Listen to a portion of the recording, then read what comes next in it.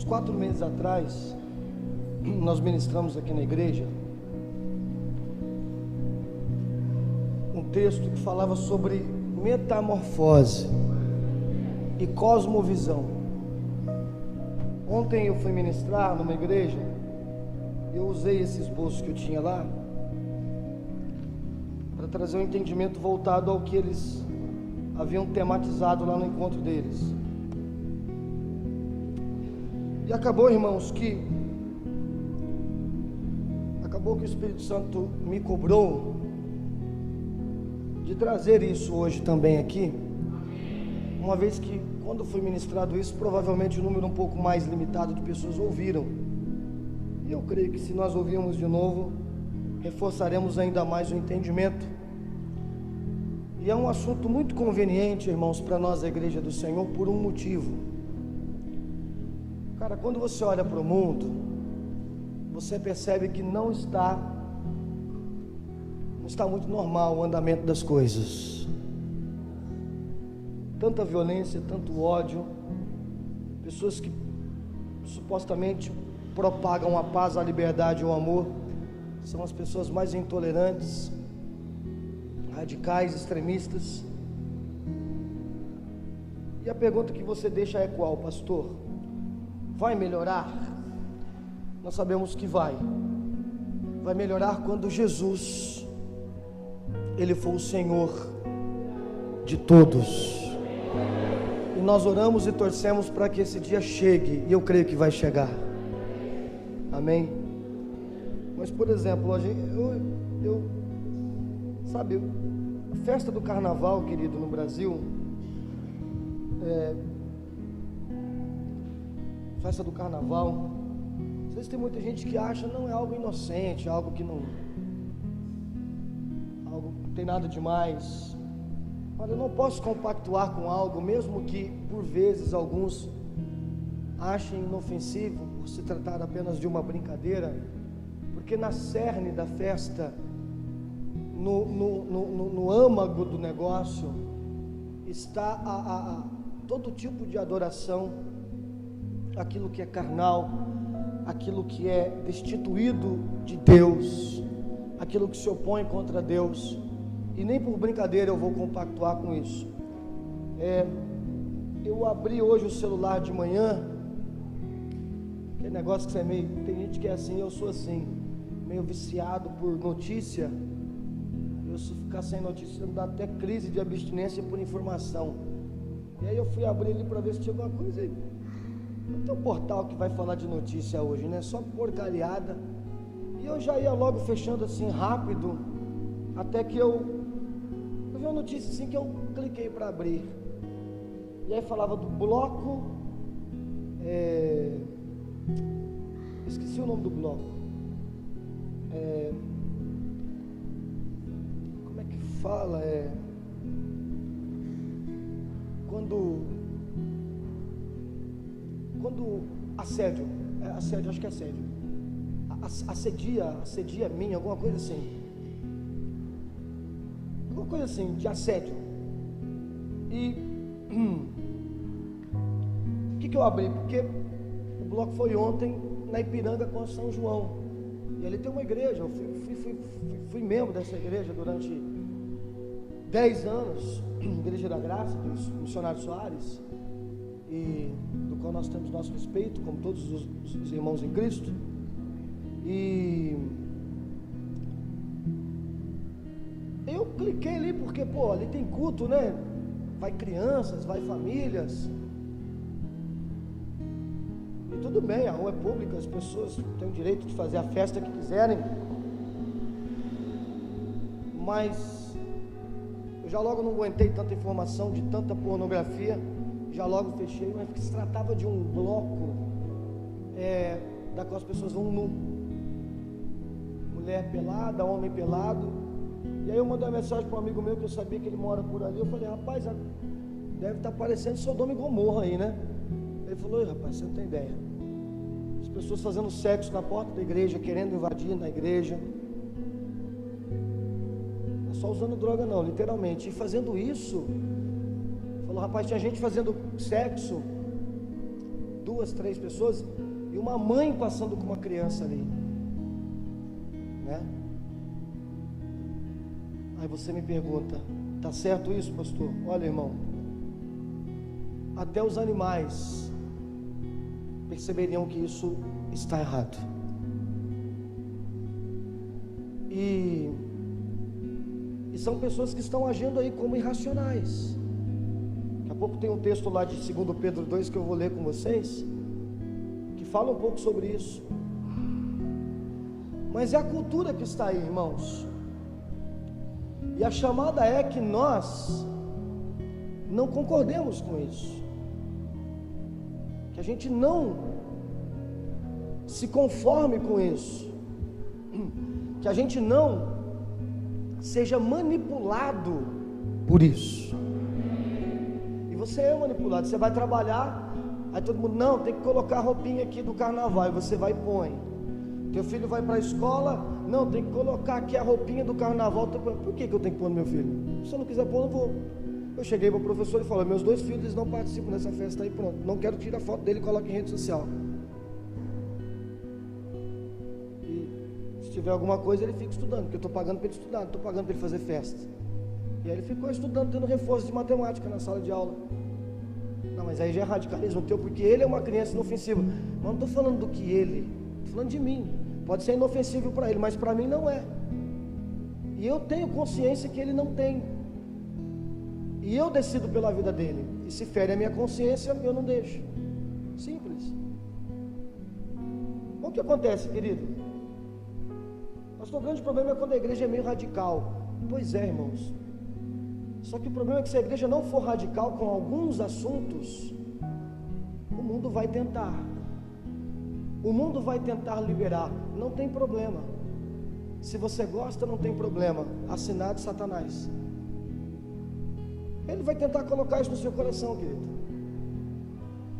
E a ministração que eu trouxe ontem para os jovens e adolescentes que estavam lá no retiro está condicionada ao texto de Romanos 12:2, que a gente vai ler daqui a pouco.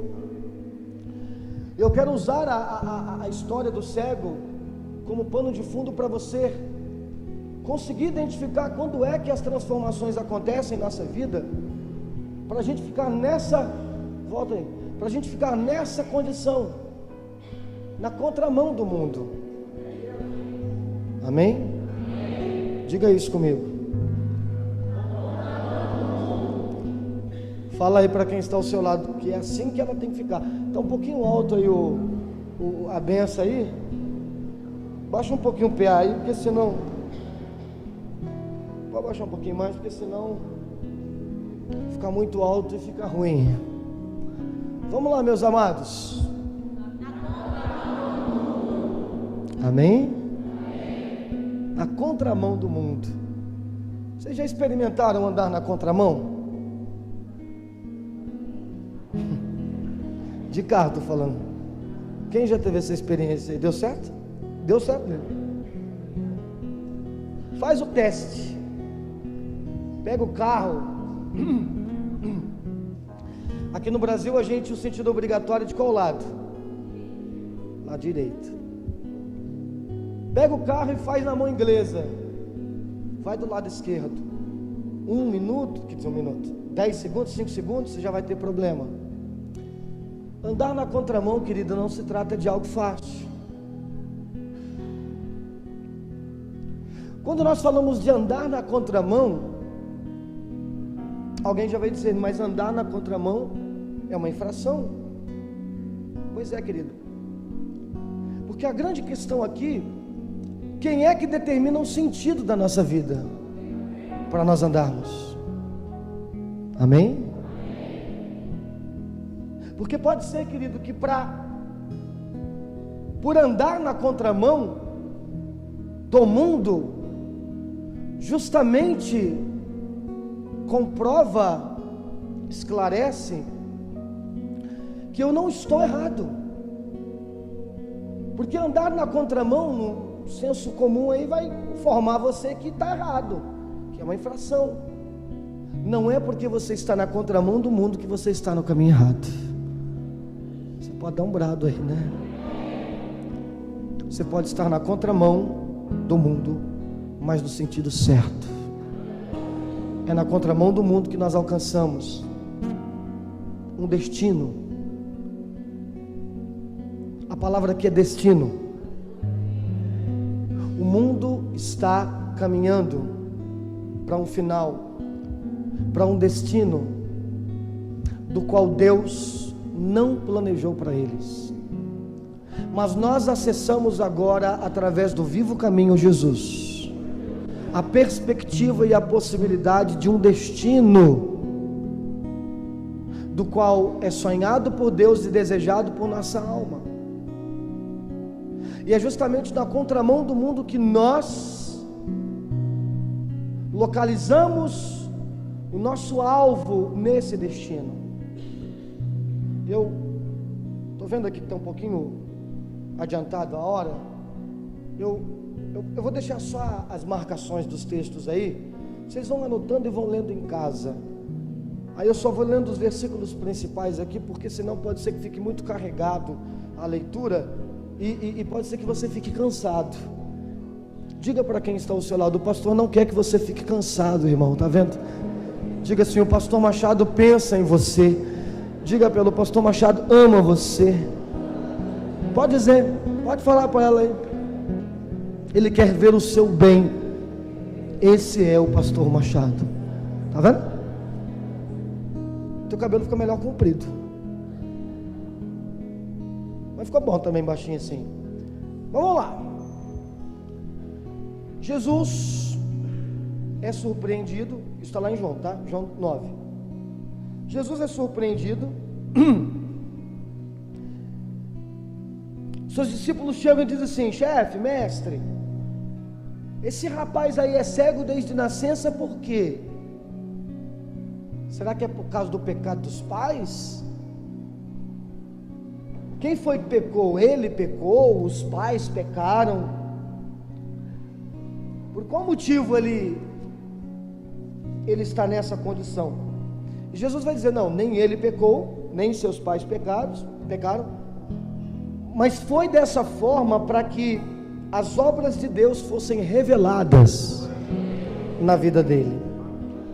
Qual foi a maior obra revelada de Deus na vida desse homem? Qual, pastor? Vamos decorrer a história e você vai entender. Jesus chega para ele e fala: você quer ser curado? Claro. Então Jesus cospe no chão, cuspiu no chão, pegou o lodo ali, um pouquinho de barro, passou nos olhos dele e falou: vai lá e lava o seu rosto no tanque de Siloé. Aí ele foi no tanque de Siloé, e aí ele volta para sua casa curado. Quando ele é curado, vira um burburinho, uma fofocaiada para lá e para cá. Todo mundo dizendo: pô, esse cara era mendigo, ele não enxergava, tinha não sei quantos anos, tal, o cara está vendo agora, coisa fantástica, tal. Essa conversa chegou aonde? Nos doutores da lei, nos fariseus, nos mestres, nos principais do templo, da sinagoga, desculpa. E eles queriam investigar para saber quem é que curou esse homem, porque eles tinham a possibilidade no coração deles que tinha sido Jesus, e eles não aceitavam ver Jesus operando sinais e maravilhas. E aí chamaram os pais, fizeram um carnaval, irmãos, uma bagunça. Concluindo, vamos resumir aqui. Quando eles descobrem que é Jesus que curou, embora esse homem nem soubesse, eles queriam impor àquele jovem que ele tinha que negar que era Jesus que tinha curado. Ele falou: não posso fazer isso, foi ele que me curou, nunca vi isso. Alguém que peca não pode fazer o que ele faz. E aí disseram para ele: rapaz, quer saber de uma coisa? Você está expulso da sinagoga. Expulsaram ele. Quando expulsam esse homem da sinagoga, presta atenção que é importante essa parte. Ele está andando no caminho ali, provavelmente era um misto de sensações, né? Um cara muito feliz porque nunca tinha enxergado e agora estava enxergando, mas também tem a outra frustração, né? Poxa, era para ser um motivo de glória aí a Deus, mas esses caras aí estão me perseguindo e eu queria estar louvando a Deus na sinagoga, mas eu fui expulso de lá. Aí ele encontra Jesus na rua. E Jesus faz a pergunta para ele: aí filho, está enxergando? Oh, estou enxergando. Repara, irmãos, nós temos a facilidade de identificar pessoas pela voz, né? O cego, o deficiente visual, ele, digamos que ele consegue aprimorar com ainda mais eficácia essa sensibilidade de identificar pessoas através da voz, do tato. Ele desenvolve outras sensações, outros sentidos, com mais, ele aprimora com mais facilidade, com mais qualidade. E ele encontra, você que me curou, rapaz, a voz. E Jesus faz uma pergunta para ele: e aí? Você acredita no Filho de Deus? Amém? Irmãos, aquele homem já tinha entrado no embate com muitos doutores da lei a respeito de Jesus. Aquele homem tinha sido curado, aquele homem tinha discutido, aquele homem tinha vivido um dia de muitos problemas por causa de Jesus. Mas todos esses dilemas que ele teve, inclusive um mover sobrenatural da parte de Jesus na vida dele, que curou ele. E eu acho que uma pessoa que é cega, a coisa que ela mais deseja enxergar, se você tem uma necessidade, a coisa que você mais quer é ter aquela necessidade resolvida, e esse homem teve. Mas tudo aquilo que aconteceu na vida dele não foi suficiente para ele responder: sim, eu acredito no Filho de Deus. Irmão, se Jesus desse a coisa que você mais precisa, e isto fosse a condição para você crer nele como Filho de Deus, e ele desse, com certeza você diria: claro que eu acredito em Jesus, olha o que ele fez na minha vida. Quantas pessoas eu conheço na igreja, que estão na igreja, porque de repente aconteceu isso. Cara, eu passei a acreditar em Jesus porque olha o que ele fez na minha vida, olha a história que ele fez na minha vida. Pois é, uma história tinha acontecido na vida desse homem, uma mudança, uma transformação. Mas isso não foi suficiente para que ele respondesse sim. Jesus falou: e aí, você acredita no Filho de Deus? E ao invés dele responder sim, ele vai dizer: quem é ele? Quem é ele? Para crer, ele queria conhecer. Conhecer. Quem é ele, Senhor, para que eu possa nele crer? Já havia disposição no interior dele de crer no Filho de Deus, mas ele precisava conhecer. Eu quero conhecer Jesus. Ele queria conhecê-lo. E aí Jesus vai dizer assim para ele: você está falando com ele, com o Filho de Deus. E naquele instante ele se prostra diante de Jesus, e ele começa a glorificar, dizendo: eu creio que tu és o Filho de Deus. O que Jesus tinha dito antes? As obras de Deus fossem reveladas na vida dele. A maior obra que Deus fez na vida deste cego, a grande revelação de Deus na vida dele não foi fazê-lo enxergar o que ele nunca tinha visto, porque ele era cego desde nascença,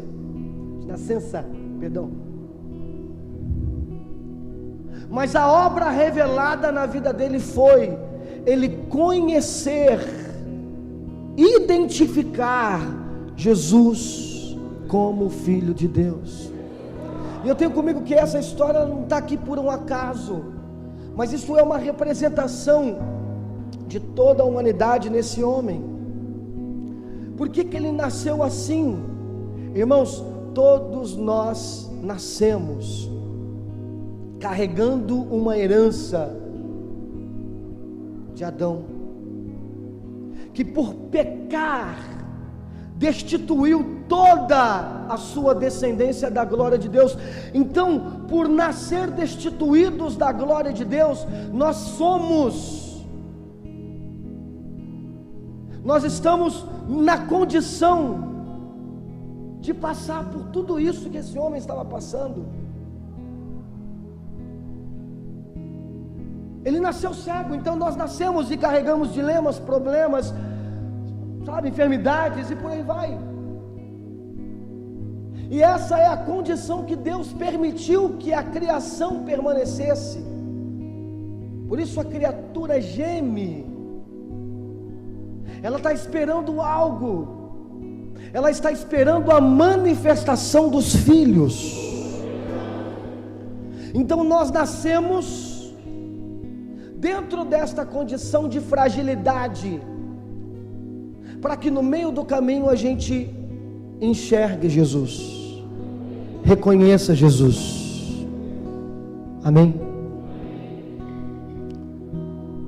Eu quero que você preste muita atenção, porque deixa essa história de pano de fundo, porque eu vou começar a falar sobre Romanos 12, e enquanto eu for ministrando tudo que está em Romanos 12, você vai tendo lances, lapsos de entendimento referente à história do cego. Você vai passar a entender aí o quão espiritual foi aquela cura e o quanto daquilo reflete para nós também.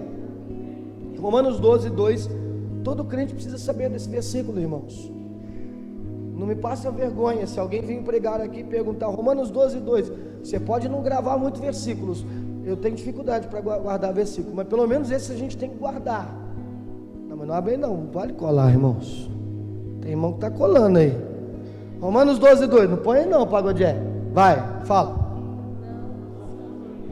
Olha aí, tá vendo? Fala para o irmão que está ao seu lado, você tem que se converter primeiro, irmão, você nem lê a Bíblia. Tá vendo, Thiago? É complicado. Aumenta um pouquinho o microfone, você baixou muito, Pagodé. Olha lá. Olha lá, de novo, Romanos 12, 2. Você já pegou a deixa, fale mais alto, vai lá. Não vos conformeis com o quê? Com o mundo. Mas sejam transformados as vossas mentes. Para quê? Para que experimenteis o quê? Muito bem, boa, perfeita, agradável vontade de Deus. Não vos conformeis com as coisas do seu mundo, mas seja transformada a vossa mente para que experimenteis a boa, perfeita, agradável vontade de Deus. Esse é o versículo. E se eu não sei desse versículo lá, então, irmão, então a coisa vai começar a ficar feia para você. Porque Paulo está chamando os irmãos de Romanos para prestarem atenção. Observa o mundo aí, cara. Você precisa observar o mundo e perceber que coisas estão erradas no mundo. Irmãos, é como um filho que sai de casa. Vamos citar aqui o filho pródigo. Ele sai de casa e ele sai para torrar tudo que ele tinha, para gastar tudo que ele tinha, e não há futuro nisso. A Bíblia vai dizer em João 3,16 que Deus amou o mundo de tal maneira, deu seu Filho unigênito para morrer, para que todo aquele que nele crê não pereça, mas tenha vida eterna. E ele vai dizer que aquele que recusa esse ato misericordioso de Deus e não crê e não é batizado, ele está numa condição que é condenado. Ele não será condenado, não, já está condenado. A morte já repousa sobre ele, sabe? Então a gente precisa entender, irmãos, que esse filho que saiu de casa, que é o homem, que é a herança decaída do homem, ela está entregue às paixões infames, ela está entregue à impiedade. O problema é o homem. O problema é esta herança ímpia que há dentro do homem, esse ser decaído que há dentro do ser humano, que já está condenado. Deus o entregou a todo tipo de paixões vergonhosas. Então você vê, irmão, que quantos anos as pessoas vêm falando de paz e nunca alcança a paz, porque o problema é o homem, é o ser humano. E Paulo ele vai dizer: o bem que eu tenho que fazer eu não faço, e o mal que eu não quero fazer se eu faço. Pobre de mim, olha como eu sou um pecador, olha como eu sou um escravo de mim mesmo. E agora, o que vai ser de mim? Aí ele vai dizer: mas graças ao Senhor Jesus Cristo. Amém? Porque é Ele quem o liberta desta perversa condição que o escravizava. Amém? Presta atenção. Quando nós falamos de contramão, nós estamos falando de um povo que vai olhar para onde todo mundo está indo, e as pessoas estão indo como ovelhas para o matadouro, as pessoas estão indo como gados, guiados por uma manada, não encontram força para fugir, estão todas indo para o matadouro, estão indo todas para o precipício. Mas quando aquele homem é curado, ele enxerga Jesus como Filho de Deus. O Espírito intercede dentro de nós, confirmando que nós somos filhos. Romanos fala sobre isso. Paulo fala para os romanos isso. Alguma coisa acontece quando nós não nos conformamos com esse mundo, e a nossa mente começa a ser transformada, e a gente passa a experimentar a vontade de Deus. E 1 Timóteo 2,4, um texto de intercessão, quando Paulo está falando de intercessão, ele vai dizer que o desejo de Deus é que todo homem seja salvo. Essa é a vontade de Deus. A vontade de Cristo não era que aquele homem enxergasse, a vontade de Cristo era que aquele homem saísse da igreja, a vontade de Cristo era que aquele homem fosse discípulo dele, a vontade de Cristo para aquele homem era que ele reconhecesse Cristo como Salvador da vida dele, porque ele poderia ser curado, mas não ser salvo, como no caso dos 10 leprosos. 10 foram curados, mas 9 sumiram, desapareceram. Querido, não significa nada receber uma bênção de Deus. O que realmente significa é receber a vida de Deus, a vida eterna. E a vida de Deus, ela está localizada no oposto, no inverso do local que o mundo está olhando e caminhando. O mundo caminha para a perdição, mas a vida de Deus é antagonista a isso. E Paulo está falando, gente, presta atenção. Presta atenção no que está acontecendo. Cara, você precisa olhar para o mundo. Você precisa olhar para os ímpios e observar o que é que está acontecendo com eles. E ter no teu coração a vontade, o esforço de falar não. Isso eu não quero para a minha vida. Mas sabe qual é o problema, irmãos? O problema é que a gente lê Romanos 12, 2, amém? Empolgue-me, por favor. Me empolga. Isso. Vai dando glória aí vocês dois também. Dá um glória, Vitor. Isso. Ele está ali. Presta atenção. Irmãos, a gente lê Romanos 12, 2 e a gente não... Está rindo o quê? Ele estava rindo, não estava? A gente lê Romanos 12, 2 e não tem um entendimento assim claro disso. Se você sistematizar o versículo, você vai perceber o que Paulo realmente estava dizendo para o povo. Cara, quando você sistematiza isso aqui, você fala, poxa, é isso. Porque se eu chego e falo para você assim, ó, irmão, você não pode se conformar com o mundo porque você é crente, tá? Aí você me pergunta assim, por quê? E qual é a resposta que eu te dou? Eu perguntei para o povo lá ontem, ó, se você chegar na faculdade, na escola, e indagar alguém, questionar alguém, você não pode fazer isso, tem que ser diferente do mundo. E a pessoa te perguntar por quê, o que você responde? Todo mundo ficou me olhando assim, ó. Não foi não? Nossa, mãe. Qual é a resposta que você dá? Por quê? Tá, beleza, por que eu não posso beber cerveja? Happy hour, ir lá, encher a cara. Por que não pode? É porque é pecado. Ah, mas e aí, o que tem? Por que eu não posso? Por que eu não posso ir pro carnaval? Ai, vocês têm que me responder. Se vocês não responderem agora, eu vou. Por que eu não posso ir pro carnaval? Dá tempo ainda, vamos, Vinícius? Vinícius vai, Vinícius é meio doido, hein? Vamos, Vinícius? A roupona dele, do Batman. Por que eu não posso ir pro carnaval? Lá pra como é que ela é? Jacareí Sapucaí, Jacareí. Por que eu não posso dar para Sapucaí? Lá vou eu, hoje a festa é na avenida. Por que eu não posso? Eu não posso ver mulher pelada, homem pelado, por quê? Ai, gente. Por que eu não posso encher a cara? Por que eu não posso usar uma maconhinha? Não é problema usar uma cocaína. Não pode, por que eu não posso? Por quê? Eu não posso trair, adulterar, mentir, roubar e por aí vai. Tudo aquilo que está considerado na concepção ímpia que está na personalidade, na índole desse ser decaído que é o homem. Por que eu não posso me entregar a essas paixões?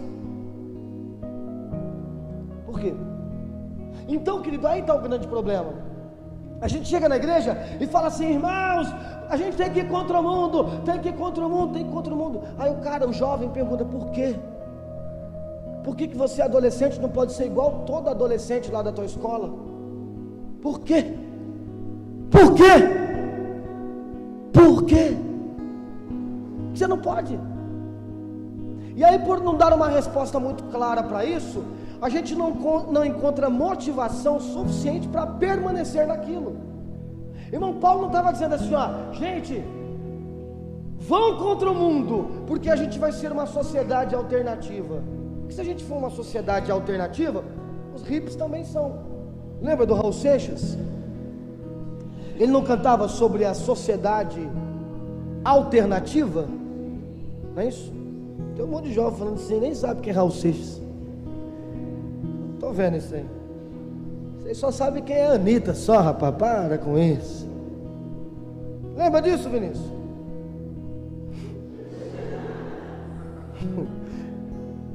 Então, mas ele falava isso. Eu também não lembro não, mas estou falando que lembro, né? Sociedade alternativa, os hippies. Paulo não estava ensinando aquele povo a ser uma sociedade alternativa. Irmão, olha para mim aqui, ó. Não é que eu não gosto do carnaval. Eu não gosto do carnaval porque eu não gosto de samba. Então, querido, não tem nada contra samba. Samba é bacana. A música brasileira, pagode. Olha o nome, pagode. Não tem nada contra o pagode. Pagode, entendeu? Não é pagode. Então não tem nada. Você acha que não vai ter uma turma tocando pagode lá no céu? Vai ter. Pode ficar tranquilo. Dizem que o Bezerra da Silva se converteu. Quando chegar lá vai estar tocando lá em cima. Pode crer. Pode ter certeza disso. A Zenaide gostou agora.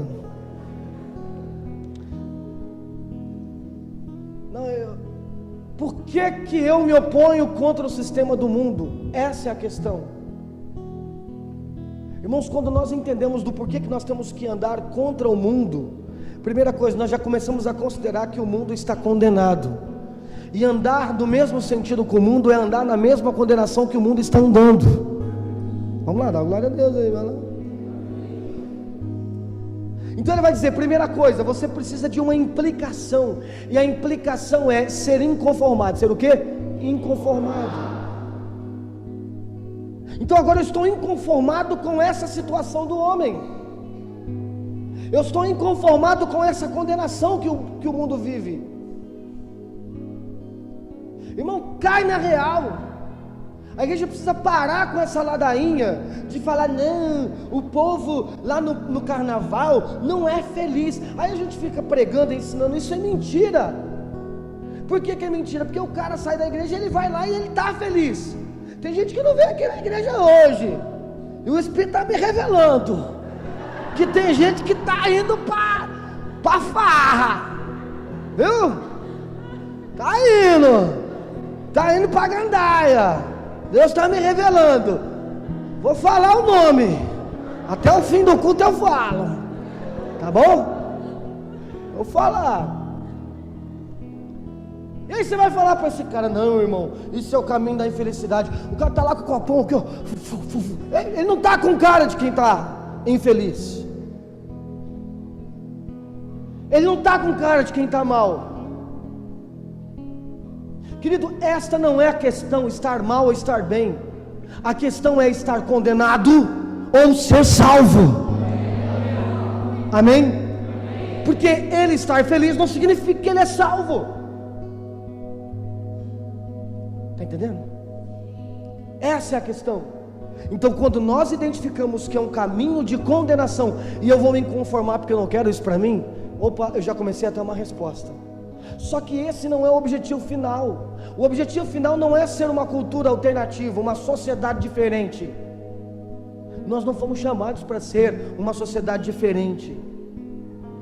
Essa era a implicação. E essa implicação levava eles a um meio. E qual era o meio? Ser transformado. Você é inconformado e por isso você começa a ser transformado. E esse processo de transformação aí leva a um objetivo final. E qual é o objetivo final?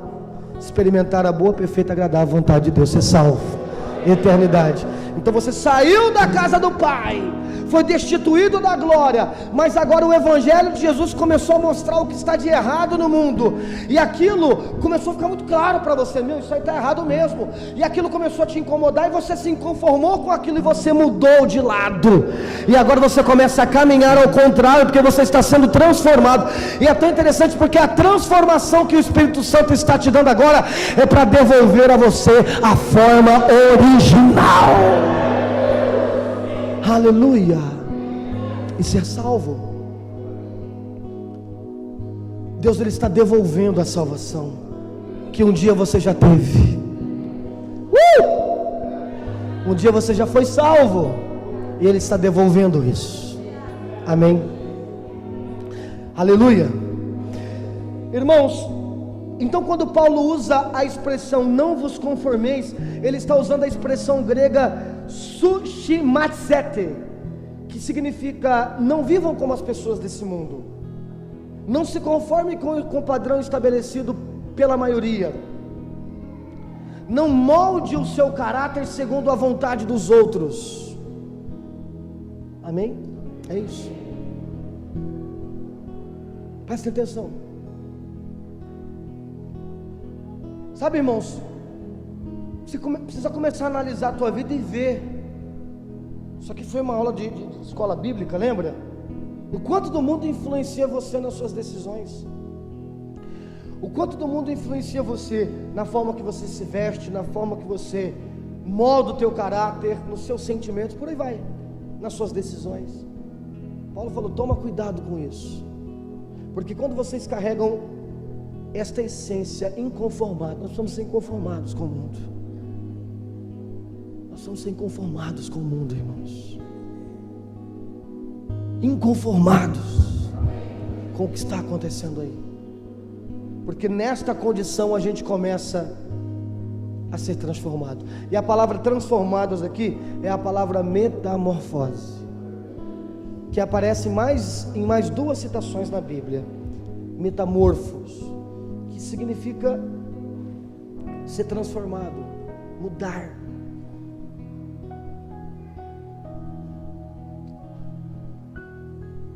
No sentido contrário, nós começamos a ganhar a forma de Cristo, porque nós somos moldados por Ele, e Ele está dizendo aqui, não sejam moldados. Aleluia.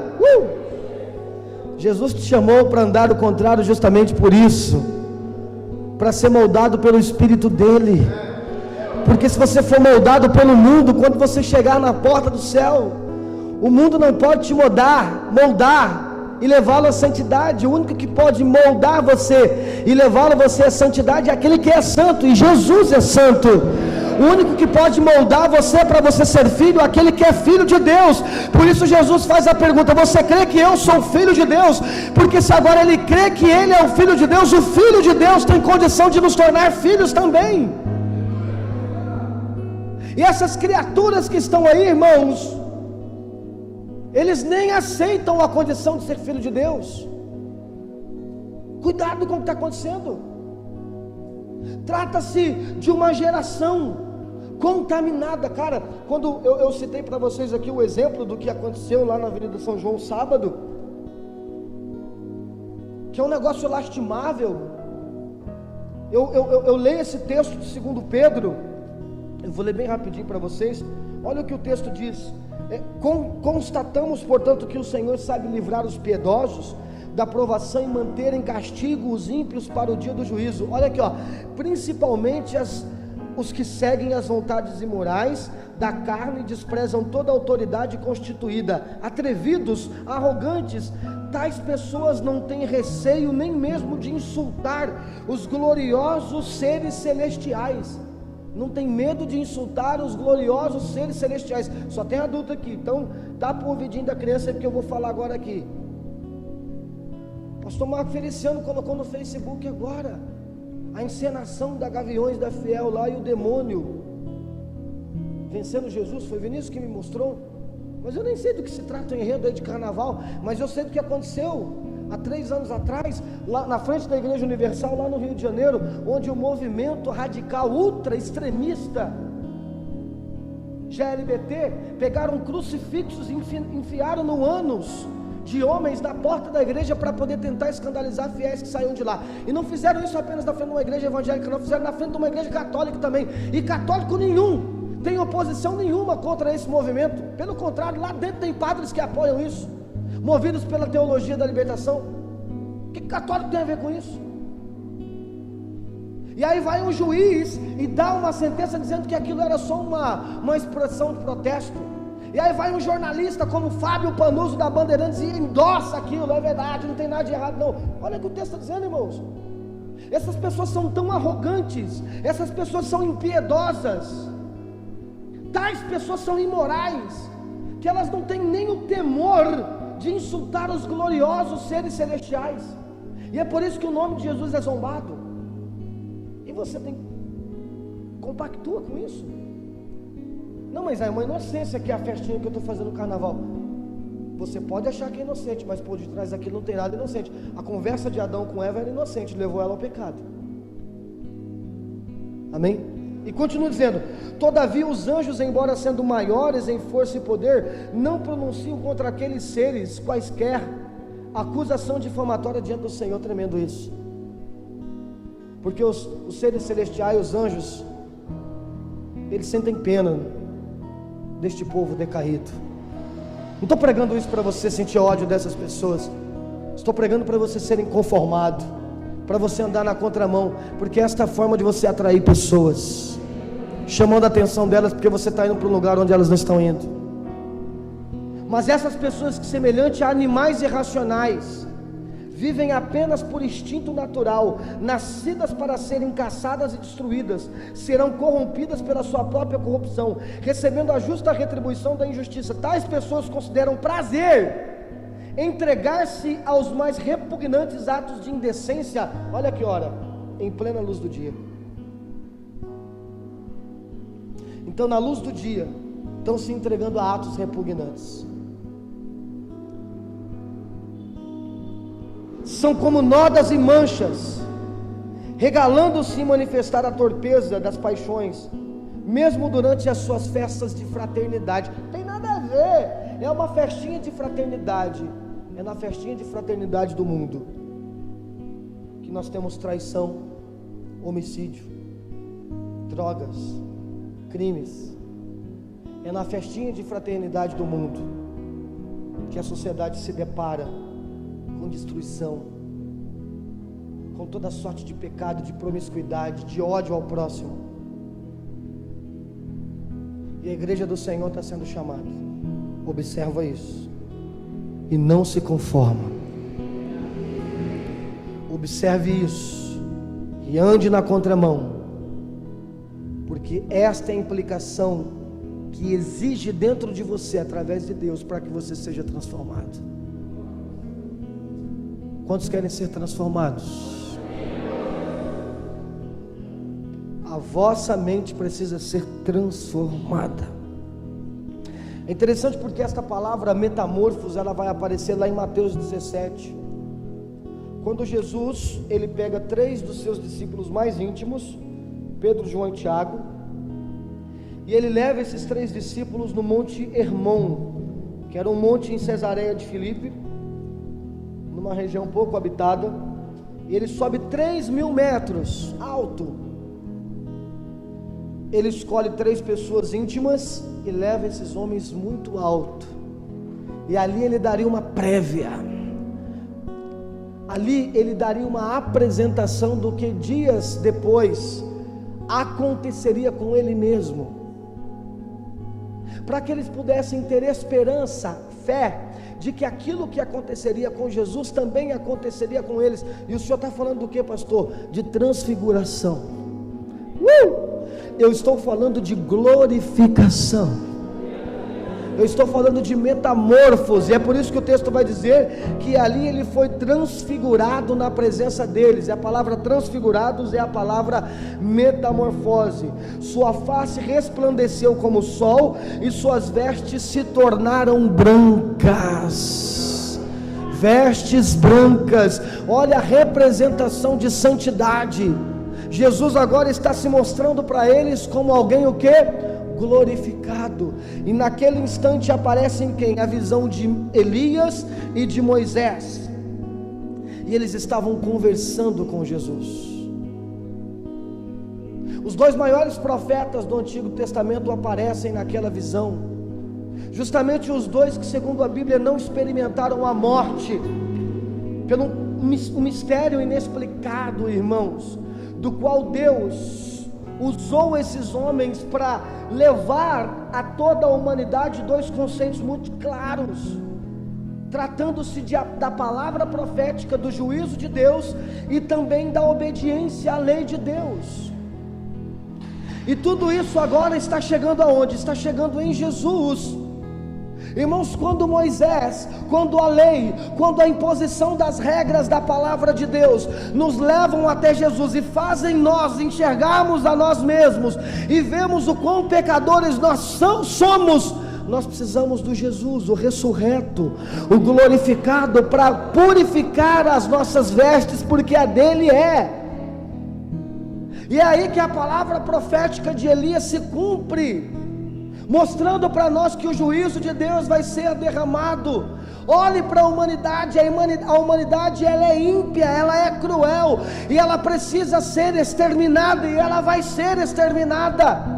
Mas a ira de Deus não é para todos, a ira de Deus é apenas para a injustiça, e o convite é: anda na contramão para experimentar a minha justiça, anda na contramão do mundo para experimentar aquilo que é perfeito. Jesus não quis levar aqueles homens à toa, irmãos. A questão ali não era Jesus. Se fosse para Jesus ser transfigurado, ser glorificado e ter uma prévia do que iria acontecer com ele, se aquilo fosse para Jesus, Jesus não tinha levado 3 homens com ele. A questão é por que Jesus levou esses 3 homens. Ali estava começando a nascer a esperança da igreja, ali estava começando a nascer aonde a igreja depositaria a fé, a esperança dela. Esses caras olham para Jesus e falam: caramba, ele foi glorificado. Eles enxergaram Deus em Jesus, eles enxergaram o Adão antes de ser decaído. Olha como o homem pode ficar. E Jesus vai dizer: não conta isso para ninguém, porque isso vai acontecer comigo de novo. E quando Jesus está subindo à destra do Pai, depois de ressuscitar dentre os mortos, Jesus novamente é transfigurado, e eles batem o olho e aquilo enche eles de esperança. E por que eles tinham esperança que Jesus iria voltar? Irmão, ninguém vai ter esperança de que alguém vai voltar se você não tiver certeza que aquela pessoa foi. E eles tinham visto Jesus indo, e por saber que Jesus foi, eles tinham esperança que ele voltaria. E hoje a nossa esperança de que Jesus vai voltar é a maior herança que o Espírito Santo está passando para nós, é o legado que o Espírito Santo está dando a nós, que esses homens viram. Então repare, eles vão olhar, Jesus leva esses homens para um lugar alto, a fim de mostrar a sua transformação. E quando eles olham para Jesus transformado, isso começa a gerar neles uma expectativa, uma perspectiva, uma esperança. A segunda citação da palavra metamorfose na Bíblia é a de 2 Coríntios 3,18.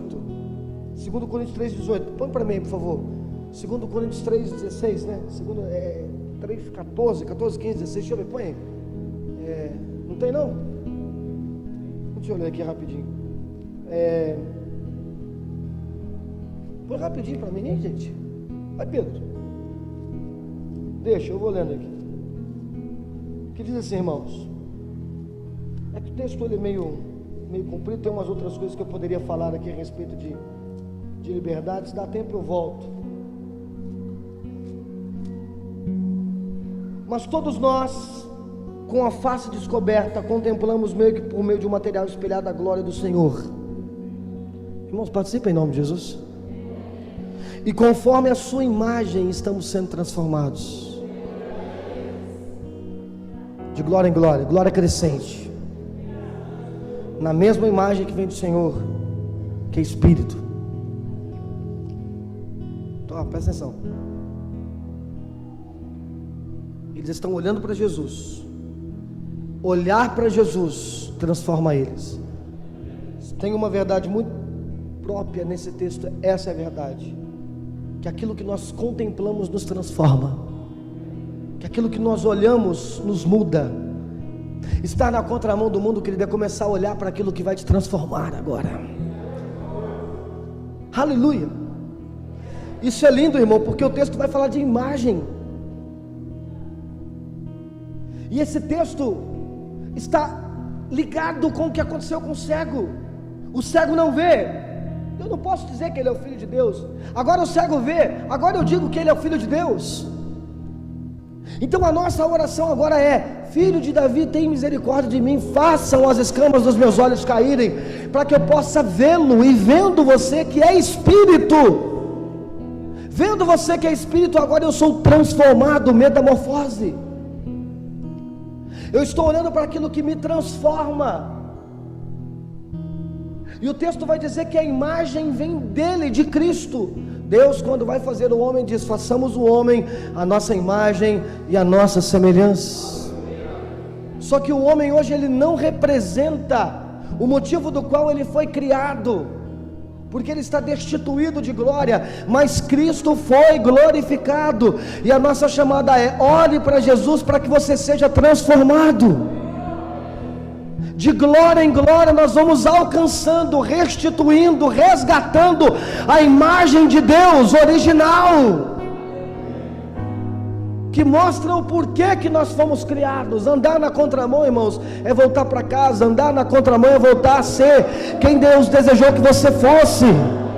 Andar na contramão, irmão, é olhar para Jesus e ter a tua imagem resgatada. E é interessante porque no capítulo 4 vai dizer que o Deus desta era, e a palavra era aqui, aiono, é a mesma palavra empregada lá em Romanos 12:2, que vai dizer: não vos conformeis com esse mundo. E a palavra mundo lá é aiono, era, século, as coisas que estão acontecendo. Então o Deus deste mundo, o Deus deste século, ele fez o que com o mundo?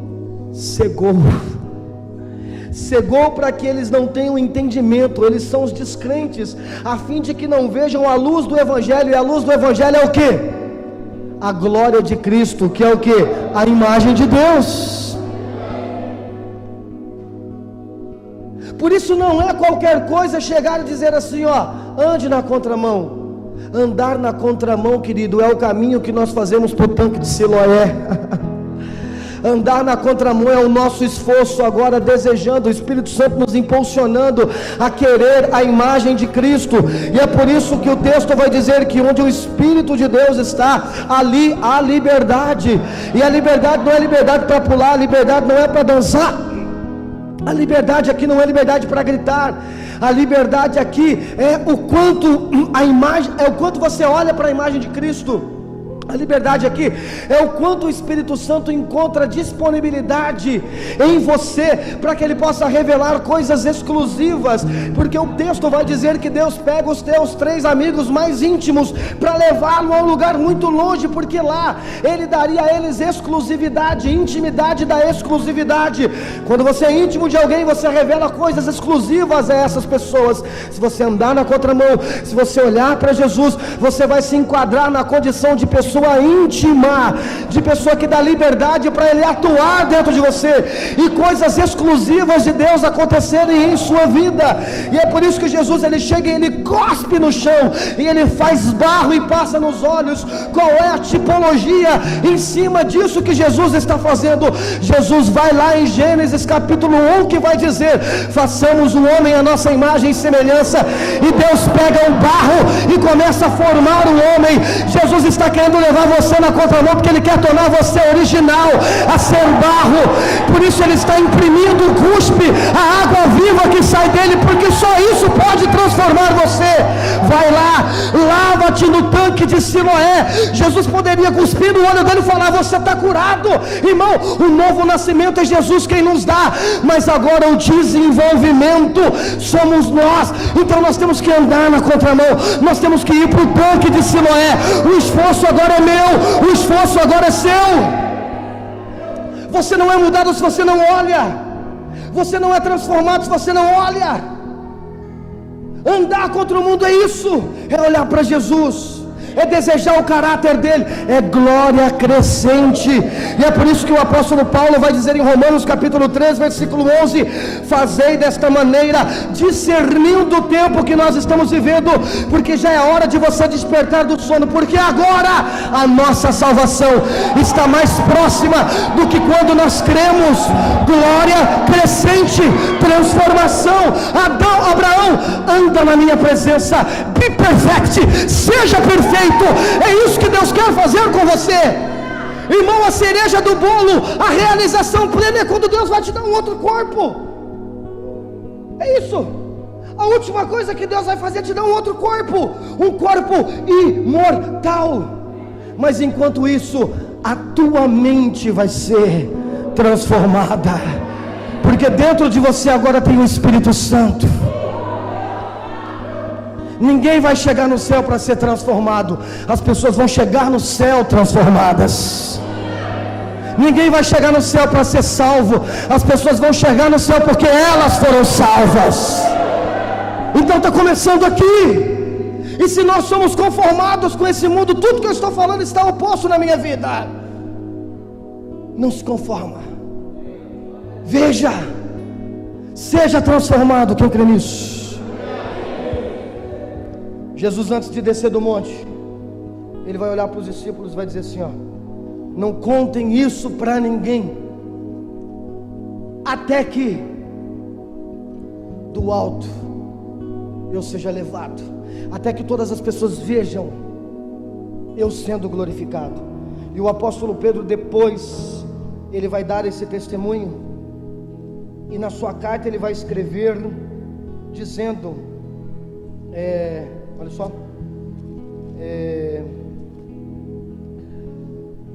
ele recebeu honra e glória da parte de Deus, quando da suprema glória lhe foi dirigido a voz que declarou: este é o meu filho amado, em quem regozijo.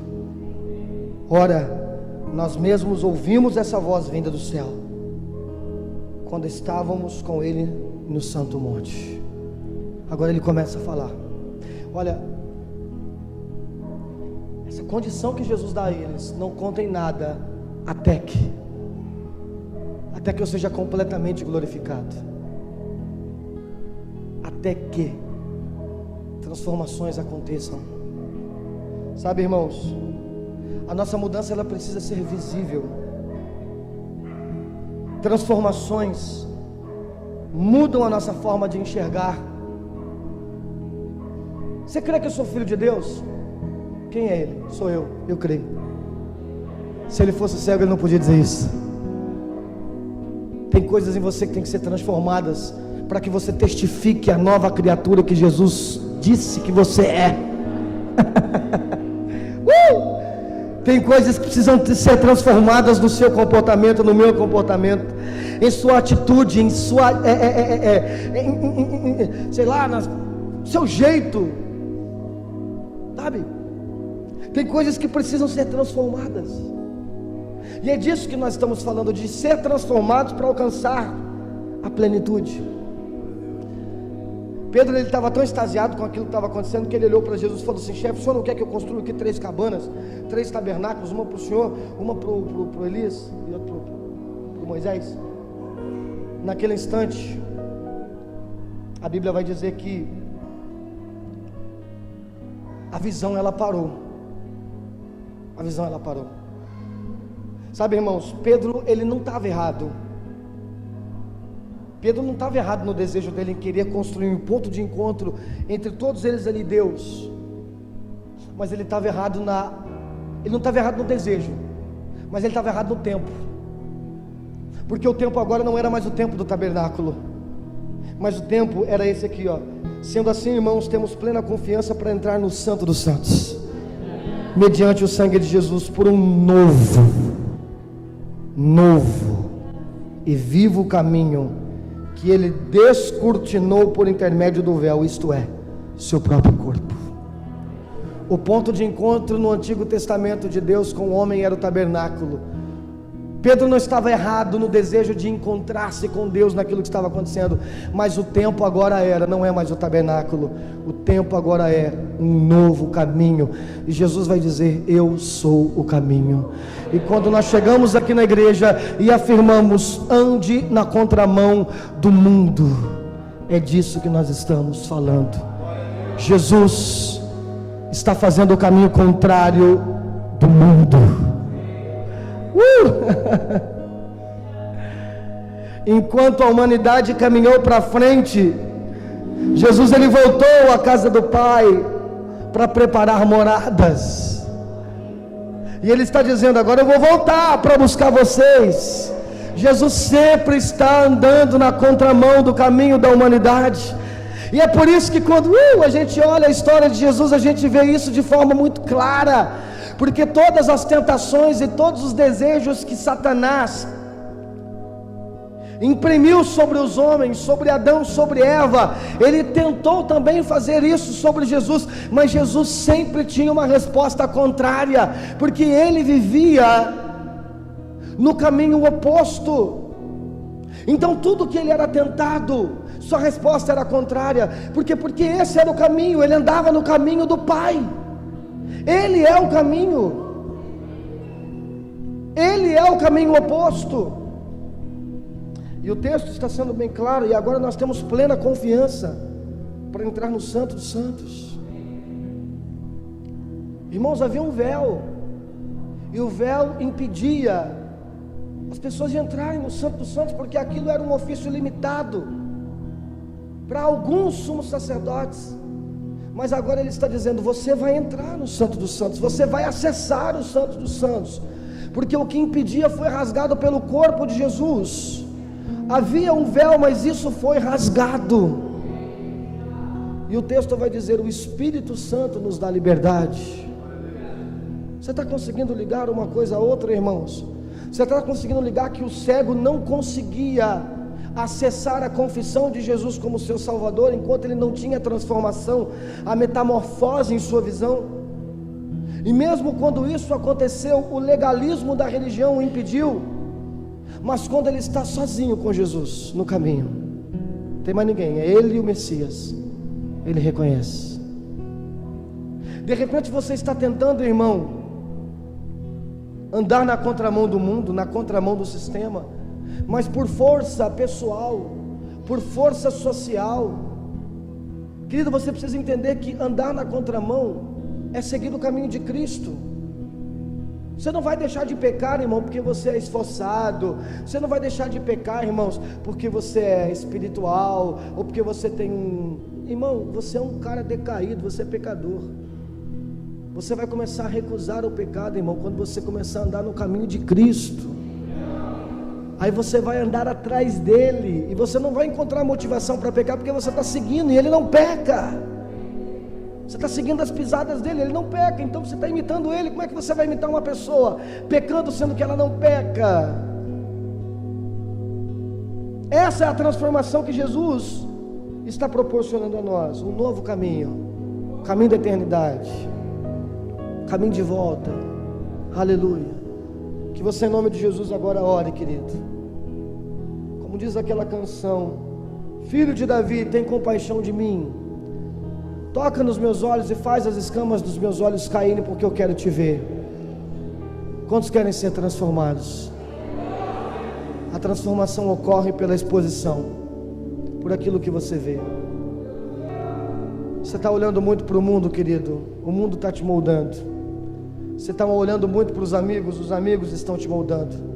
Você está olhando para a sociedade está te moldando. Mas se você começar a olhar para Jesus, olhe para mim aqui, olhe para mim.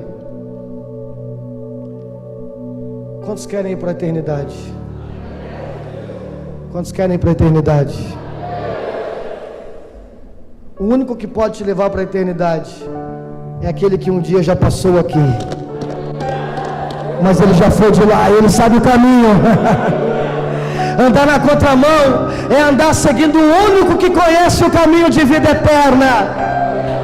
E ele disse: só eu tenho os caminhos de vida eterna. E foi isso que Pedro disse, entendeu? Por isso a gente não vai para nenhum lugar, porque só o Senhor tem os caminhos de vida eterna. Porventura pode um cego guiar outro cego? O mundo é cego, e se o mundo te guiar, você vai à destruição. Mas quando você se encontra com aquele que faz você ver, ele cospe no chão, ele começa a transformar a tua imagem, e ele começa a dizer: vamos caminhar, porque eu te dou a visão da eternidade. Seja sincero com você mesmo agora. O que é que está tentando moldar o teu coração?